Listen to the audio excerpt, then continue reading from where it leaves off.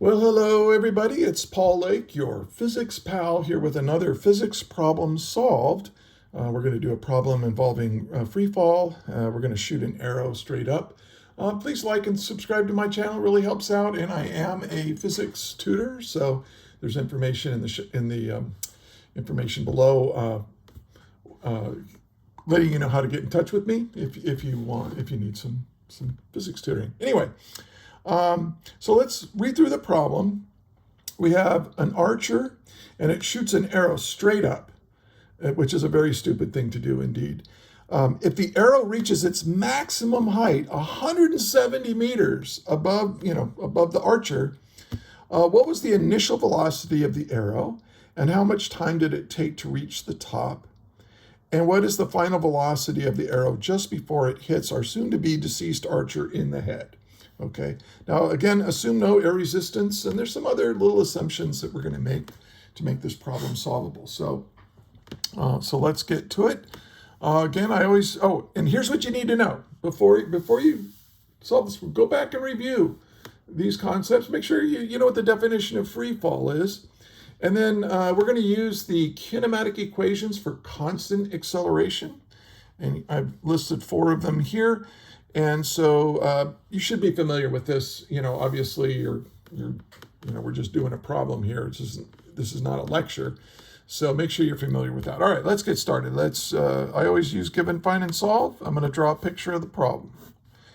Always draw a picture of the problem. Now I'm going to show a little, here's my archer, just tiny little dude right here, and he's holding up a bow, and he shoots this arrow, and it goes, and it reaches a maximum height of h equals 170 meters. Right? That's how high. That's what was given right here. Okay. So we have a height of 170 meters, which is really delta y in my list of equations. Okay. And let me shrink this down a little bit. And then what do we know? Well, what else do we know? Well, we know that this is on Earth and it's in free fall. Free fall means it's only under the acceleration of gravity. So we know what the acceleration is, just g, and that's going to be in a negative direction, down. I always make down negative. Some teachers make down positive and up negative, and that's fine. Everything works the same. And then this is going to be negative 9.81 meters per second squared. So we are making an assumption here that you are near the Earth's surface. We're not on some strange planet. Well, Earth might be a strange planet, but we're not somewhere else. We're not on the moon or Mars or anything. We're on Earth, and you should know what the acceleration of gravity is on Earth. It's in the metric system, it's 9.81 meters per second squared. So even though that's not stated in the problem, you know it, okay?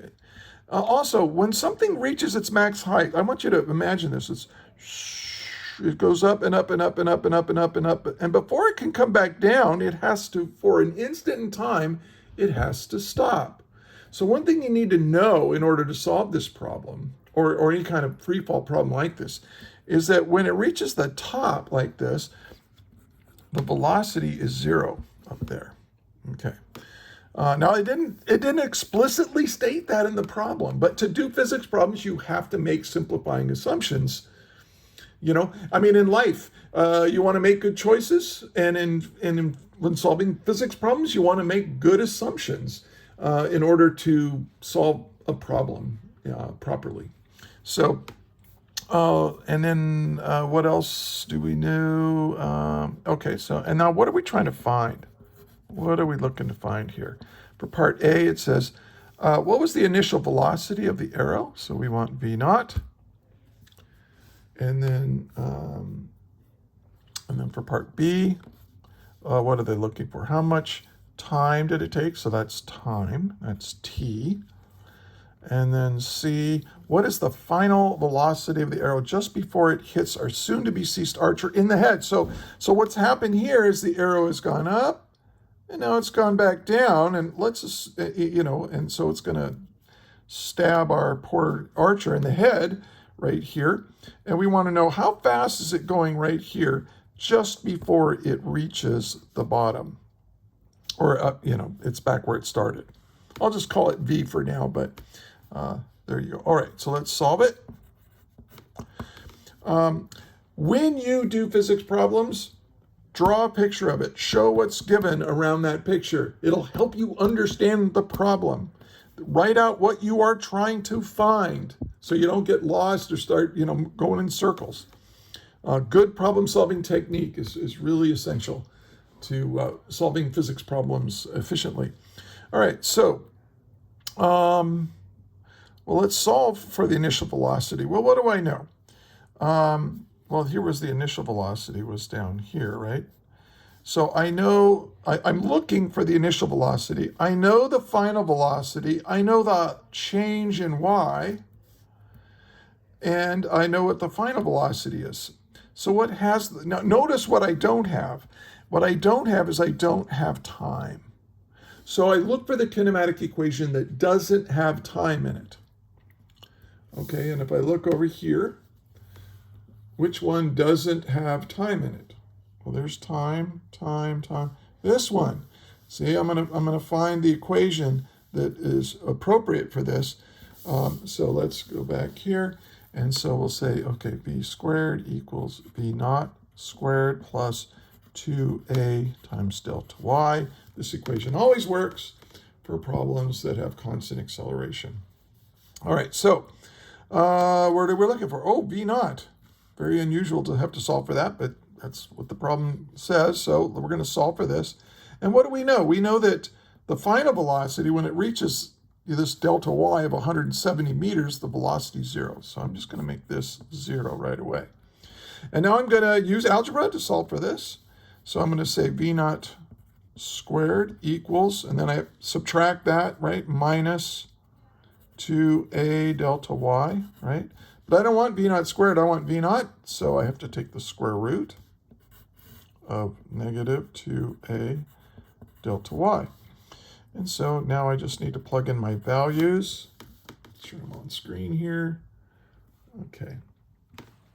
And so negative 2, and then what is the acceleration? Oh, we're in free fall, so it's negative 9.81 meters per second squared. And then what is delta y? Well, delta y, we went from here up to here, so it's positive 170 meters. Okay. Now, when I plug all that into your calculator, and what I get if I round off to 3 significant figures, I get v naught equals 57.8 meters per second. So this is quite a bow. This is really fast. I think it's like most of a football field in a second. All right, so, but that's our answer for part A. Okay, well, let's mark it part A. Now let's do B. Now we're trying to find time. Now notice that in all of my kinematic equations that I have here, v naught is in all of them. So I'm going to have to use this v naught, this initial velocity. And remember, velocity when time equals 0. That's what the naught stands for, v sub 0 or v naught. So I just need to pick the equation that allows me to solve for time. And, well, I look at the first one. It has time in it. I know what v is. I know what v is. It's 0. I know what v naught is. I just calculate. I know it's, so we're just going to use the first one. Yeah, there we go. Okay, so v equals v naught plus at. Now this is 0 again. So t is going to be equal, subtract that over a negative v naught divided by a. And so now I can plug in my values. Negative, and then v naught is 57.8 meters per second. I'm going to divide that by the acceleration of gravity, negative 9.81 meters per second squared. And so when you do the math, notice that we get a positive value for time because the negatives cancel. And that's why I'm really careful about sign. Is it negative? Is it positive? What direction are things in? Really important. And then, let's see, what do we get? I got 5 0.89 seconds. Okay. Now part C, the final velocity, I'm going to do it a couple different ways. And but you have to make certain assumptions. The first way I'm going to do it is this. Let's look at our situation here. We shoot our arrow up, it goes up, and then it comes down, smack. Now let's assume that the height, and let's say the height of the archer is already factored in. Maybe this 170 is above where it was shot. And that the arrow is going to be at the same height it was at the end as it was when it was shot by the archer to begin with. So that means, now think what that means, okay? It goes up and down. So it starts here and it ends here. So what's our displacement? What is our delta y? Well, if you go up and down, your delta y is 0 for the whole problem anyway. So let's assume that delta y is equal to 0 for the whole thing. So now I can solve for the final velocity. I want well, let's see, what could I use to find final velocity? Let's use this one right here and see what we get. Okay, so our final velocity squared equals our initial velocity squared plus twice the acceleration times our change in position in y. Now, this is really interesting. I just said our delta y, right? The arrow started here, it went up and came all the way down, and it ended up where it started. So its delta y is 0. It has 0 displacement for the overall problem. So this goes away. And what does this mean? Oh, our final velocity squared, I'll go ahead and do this, equals our initial velocity squared. Well, you'd think, okay, well, let's take the square root of both sides. So this is going to be v equals, now I'm going to take the square root of this, take the square root of this, you get, I'm going to say, watch, now here's what we're doing. We're taking the square root of something squared. And so what that means, when you take the square root of something squared, you've removed information. And what you've removed is it negative in direction or positive in direction? You lose that. So what we say is v is going to be equal to plus or minus v naught. And now when you get to this stage, you look at the problem. Look, if the arrow went up and then it got to its maximum height, then it came back down, obviously the final velocity of that arrow is down. So you want to use the negative answer. So we're going to say v equals negative v naught, but we know what v naught is. Whoops, I'm sorry. So this tells us that the final velocity just before the archer gets stabbed in the head by his own arrow is negative v naught.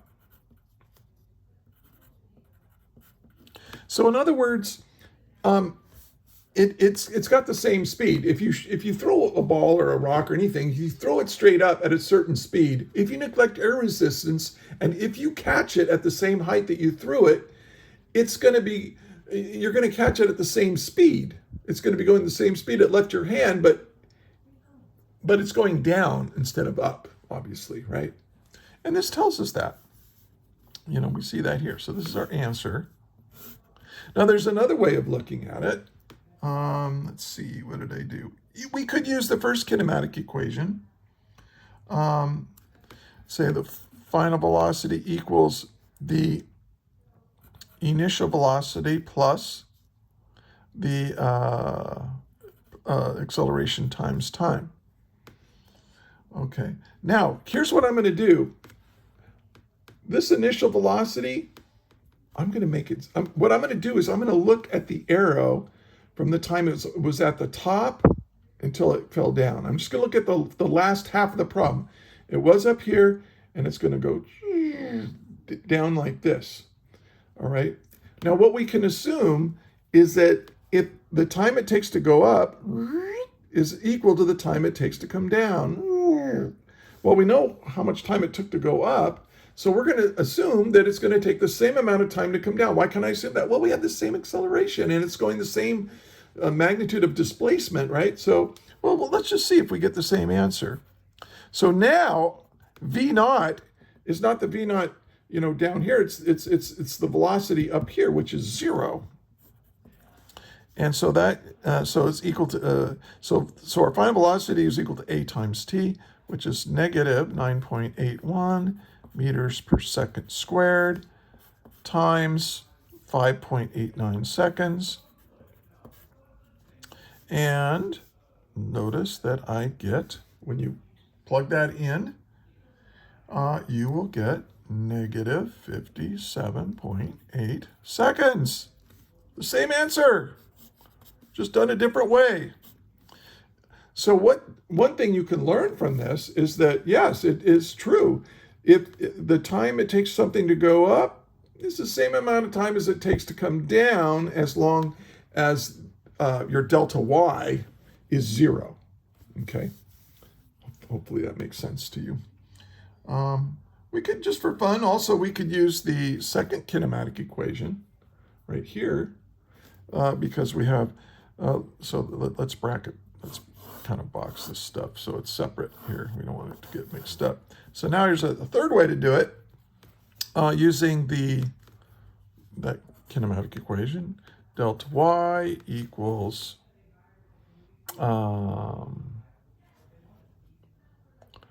v plus v naught over 2 times t. Now we got to be really careful here. Let's so I'm going to use the same v naught. I'm going to make v naught now the velocity. I'm going to start my time up here as it comes down, and so this is 0. So I can now solve for v. V is going to be equal to, well, multiply both sides by 2. So that's 2 delta y, and then divide by the time. And so now this is 2, and this is 100. Okay,